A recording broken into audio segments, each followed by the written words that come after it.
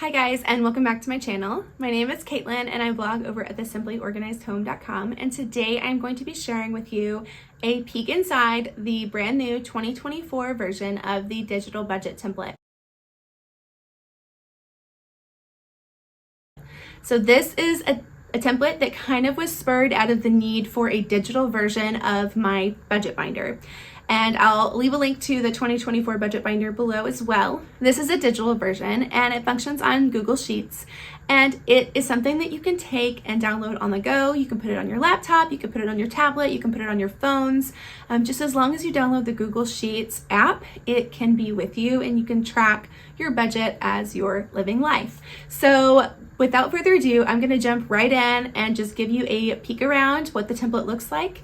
Make sure that you guys stay tuned to the very end because I will be sharing a discount code where you can save 30% off for the next 10 days. You guys do not want to miss out on the sale. Let's take a look at the brand new 2024 pay period budget template.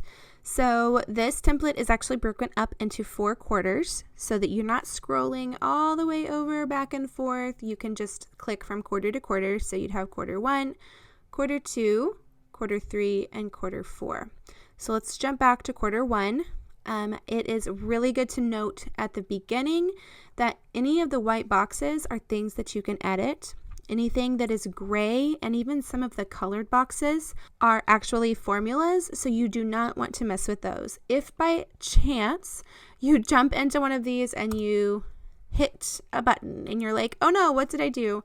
You just need to go up here and hit this little undo button until it goes back. Sometimes you have to click out of that box in order to undo it, and there it comes right back. Okay. So let's start at the very beginning. So you're going to have 7 different pay periods that you can use up here, but let's say we're going to label the pay periods of when they come in. That's what I like to do. So let's say you have January 1st, January 14th. This right here, this box is very important. So what you're going to want to do is you're going to want to find your checking account balance after everything has cleared out of your account, and then this is going to give you your starting point for your budget. So this is very, very important that you get the right number. So you're going to want to look at the last bit of information that you have from what you've spent. If you have any outstanding checks, make sure to subtract those first. So let's say you have $586.29. We'll just start with that. And then you're going to come over here and you're going to label your incomes. So let's say that you have an income from Danny, and then you have an income from Tammy, okay? And then let's say you have overtime income that comes in, okay? So that's the 3 incomes that you can plan on.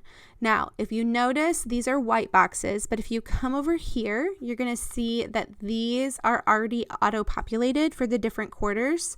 For each one of the quarters, they're already going to show up. So if you want to change a name of anything or you want to add another income, just go back to this quarter 1 and make sure you're typing into a white box. That's very important. So maybe you want to go ahead and put in that you're going to get your tax refund, that what might come in eventually, just different things that you're going to have, okay? So that's where you're going to plug those numbers in. So then let's go ahead and budget that Danny makes $23.90.80 on his first paycheck, and Tammy makes $21.54.98. Okay, so now what you're going to see down here is you're going to see your total income from what was made, and then you're going to see what your checking total is. So what I recommend is deciding what you feel comfortable with as your kind of checking account cushion. So if 500, somewhere around that $500 mark is your cushion, you're comfortable, where you're feeling really comfortable if everything came out. You paid every bill, you bought everything that was necessary before the next pay period. If you were comfortable just sitting on $500, then make sure that that's in your account. If you're comfortable with $100, that's fine too. It's whatever your kind of comfort level is. Just make sure that your next pay period, once you pay through everything, this number should be around $500 since that's what we're starting with, okay? So then you're going to just start subtracting. Let's say you tithe to your church. So there's about your tithe. Let's say you're going to put $500 into your Roth IRA, and you can relabel all of these if you have some specific things that you want to do off the top. So I would recommend your tithing, any other type of charitable donations, any type of retirement savings that isn't automatically taken out of your paycheck should come out of here, any college savings, and then if you're trying to rebuild your emergency fund, I think that should honestly come off the top as well. The next section is going to be your household expenses section. So again, you're just going to log in what you're paying on any of these things. Again, you can redo all of these numbers. Your household expenses should be the four walls. These should be the things that are going to literally keep you running. As Dave Ramsey said, they're going to keep you functioning in your home. They're going to keep you warm. They're going to keep a roof over your head. All of these things. So, I've got subscriptions in here. You could bump that down to personal. It's up to you. But just make sure that these items are going to be the things that you absolutely have to pay for each month.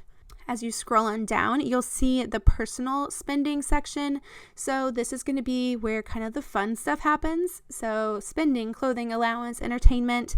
If you want to purchase gifts for friends, if you have kid expenses, maybe they're in gymnastics or different types of sports, your pet care, all of those things are going to come out of this personal spending section. And then the fourth and final section is your savings. And so I like to think of these as kind of your sinking fund savings. So I have emergency fund here. If you have a fully funded emergency fund and maybe you're just going to replace money if you end up pulling from there from time to time, then I think that can be totally down here in your sinking fund savings. If you're currently trying to build your emergency fund, I would go back up to the off the top section and put it there. So your sinking funds or your savings accounts, there's just some different examples. Again, you can change all of these numbers. You have 20 different boxes that you can use and save for. I think Christmas, vacation, car maintenance, those are some key ones that you're going to want to probably save for because those are, especially Christmas and car maintenance, those things are going to happen every year. As you're spending your money, you're going to see that your calculations should be changing. So now this says $3,078. So you want to try to maintain a pretty consistent amount of money in your checking account. Now, so that's where kind of the zero-based budget comes into play. And I think sometimes we try to do the zero-based budget in a way that is just so particular that it can almost be frustrating, where this method is only going to just roll over and try to keep a consistent amount. Again, if you're maybe you just want to say between $500 and $600, that's my goal. So as you're spending your money, make sure that you're logging those expenses and you're seeing those numbers roll and spend all of the money until it's gone. So now I have a miscellaneous section. I think this miscellaneous section is super important because things are always going to come up. So I always, for our family, we always put at least $50 per paycheck into the miscellaneous to cover those things that are just not things that you're prepared for or things that come up that you need. So I think just having that, even if it's small, even if it's $25 or, $15, just a little bit of money in that can really help save your budget and keep you from going over. Okay, now you'll see that my numbers, they're not exact, but again, I have spent almost every penny. I'm rolling over a pretty consistent amount of money, and so I feel pretty good about this. So when you get to the bottom, you'll notice that this number is going to be the exact same as this number, and then it's going to continue that way. So if you come up here and you plug in your pay periods, your paychecks, we're going to say they get the exact same pay, then you're going to see that they have a new set of money to work with, and they can go down and spend it until this number now is somewhere around that $500 to $600 mark. Okay, now let's look over here at this section. And so this is going to give you your quarter totals and the percentage of where that money is coming or going. You can see that the percentage of the income is split pretty evenly. And then we can see how much we're spending on in different sections in different areas. So if you're wanting to make sure that you're tithing 10%, then if you were to plug this number in, you would be pretty darn close, right?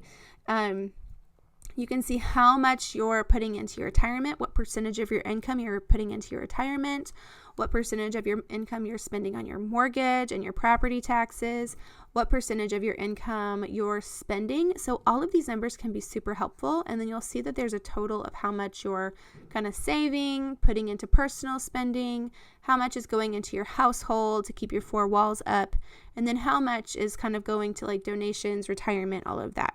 As we work our way through this budget, again, this is 7 pay periods, so this should cover you for about 3 months if you are paid bi-weekly.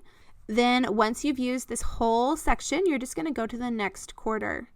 And this quarter it has gray boxes over here because everything has already been changed. So if you go back and you want to change this, maybe you pay rent instead of mortgage and you plug in rent here, then that's going to auto-populate over here and tell you that that is now for your rent payment. Okay, so do not mess with the gray boxes. This gives you, again, 28 total pay periods. So if you're paid bi-weekly, you would get 26 pay periods per year. So you have more than enough.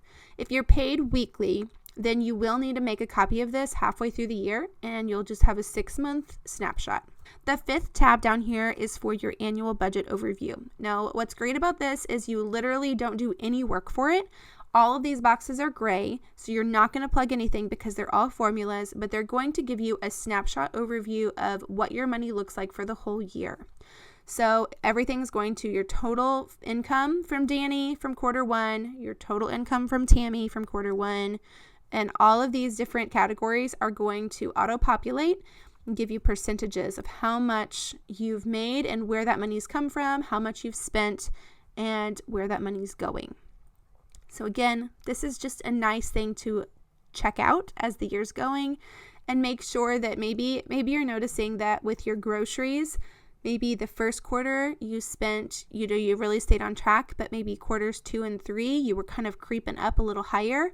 And then you can really see that, okay, I need to rein in my grocery spending and get back down to a normal level in quarter 4. Okay, moving into the next tab over, this is the budget planner. So this is something that you can use if you are just planning some type of large event or something coming up that's going to be a large expense. So just different examples would be Christmas, vacation, a home remodel, and you can relabel all of those up here and then set your overall budget.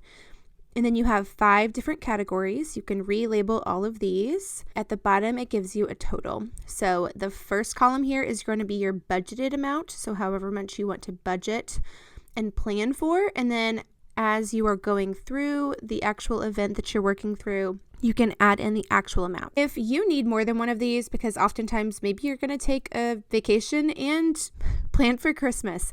So then you can just go down here and hit duplicate. And then you could rename this one and say this is your Christmas budget. And come up here and just start fresh and delete all of the white. Remember, white is what you can type into. Don't touch the gray. Always hit undo if you make a mistake. It's not that big of a deal. So that is what this one is. The next one over is going to be your sinking funds. So if you go back to your quarter budgets, and you scroll all the way down to the savings, a lot of what you're going to put in there is going to come from here. It's going to come from that savings section. So you might go ahead and label Christmas and vacation and car maintenance. And let's say that you have a starting balance of $100 for Christmas. You've got $500 in your vacation fund, and you've got $350 in car maintenance. If in January you decide to add money to each one of these categories, then you're going to get to see all of that total, your current balance right here, get adjusted. But let's say you have to take your car in and you have to have some maintenance done, and it's $389.65. Then you know that when you walk into February, you have $110 left in this account. So this just gives you room for additions and then subtractions if you take out from that account for every month all the way throughout the year. It will also give you an overall total of what should be in your sinking funds account down here in this bottom right corner. So if you are somebody like I do, I keep all of our sinking funds in one account. It's just a separate checking account that we have a debit card for, so we can use that debit card to make these purchases. Then you can see what that account should have in it right there. And that number should match up, if not exactly, really, really close, within pennies, of what's in your account at all times. Moving over to the next tracker, this is going to be your debt payoff tracker. So this is going to be what you're going to use if you are paying down your debt and you're doing the debt snowball. So I would recommend going in order from lowest debt on up to highest debt. This is going to give you room to label 15 different debts if you have that many. So you, like here, I've already labeled these car loan and student loan. So let's see, you owe $48, $51, $62 on your car loan. And let's say your student loan, you owe $12,490. So then as you're working your debt snowball, maybe on your student loan, you're just going to pay your minimum payments $250. But on this one, you're going to pay your minimum payment plus an extra $1,000. So let's say that's this amount. And you'll get to see those numbers get adjusted as your new balance. Make sure that you're only logging in the principal payment, not what you actually send in, but what comes back on your statement as the principal payment. So a lot of times if you have an online account, you can look up your principal, what was paid right there. If you don't have an online account, you might have to wait until the next month until your statement comes to see what your principal payment ended up being.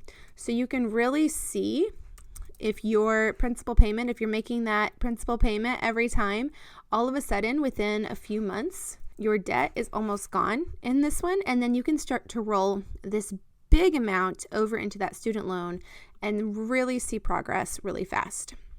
You can also scroll over here to see your totals of what your total debt was, what your total payments were for each month.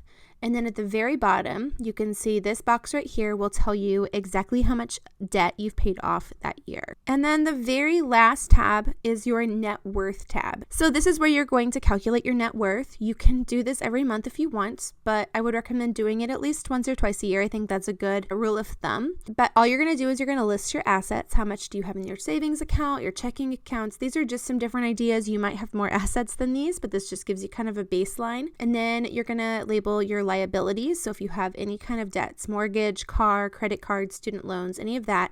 And then this total here is going to end up being what your net worth is. So this might end up being a negative number to start out with, but as you go throughout the year, your goal is to make this number become greater. So whether that means become a smaller negative number or go from being a negative to a positive or go from being a smaller positive number to a much larger number, that's always the goal. For example, if your home value is $350,000, let's say you have $50,000 in a Roth IRA, you're holding $500 in your checking, and let's say you've got a fully funded emergency fund of $15,000, and then you come down here and you have a loan on your home for $225,000.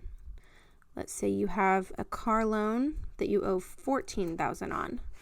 So then you can see that your total assets minus your total liabilities would equal your net worth of $106,500. So let's say you go throughout the year and you come over here and you've got $55,000 now in your Roth IRA. Your house is now worth a little bit more.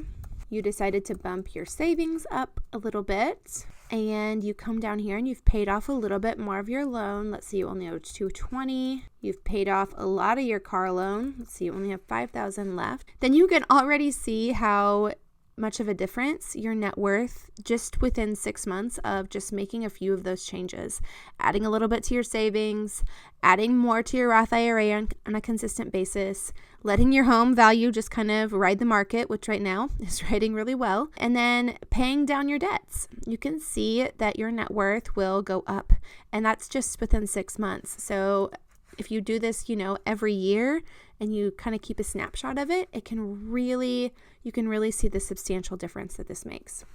That is everything for the 2024 pay period budget template. I hope that you guys enjoyed this and that it gave you a good idea of how this template is set up. All right, well, I hope this walkthrough was helpful for you, and I hope that it gave you a better look inside of how this functions, and hopefully it will work for your family. If you guys are interested in purchasing the digital budget template or any of the budgeting bundles, I will leave links to all of them down below.